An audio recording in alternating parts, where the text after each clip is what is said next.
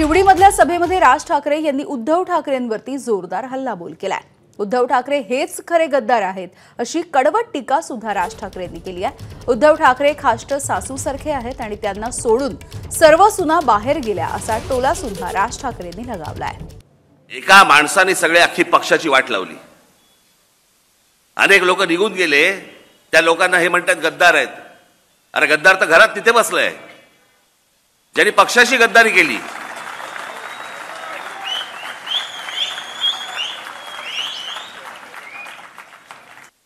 सुनबाई घरामध्ये येते, थोड्या दिवसात सासूबाईंशी भांडण सुरू होतं, वाद सुरू होतात, सगळं सुरू होतं। कळलं का? तसं ही जी शिवसेनेची सासू बसली आहे ना आतमध्ये, तिथे तिचा प्रॉब्लेम आहे।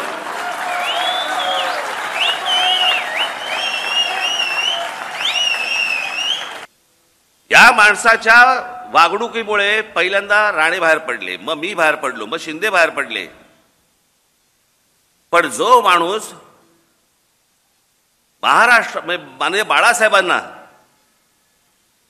जो त्रास देऊन जो फुटून पहिला जो गेला माणूस, ते छगन भुजबळ, ते भुजबळांबरोबर हा माणूस त्यांना मातोश्रीवरती जेवायला बोलवतो। बाळासाहेबांना त्रास दिला हा सोडून द्या,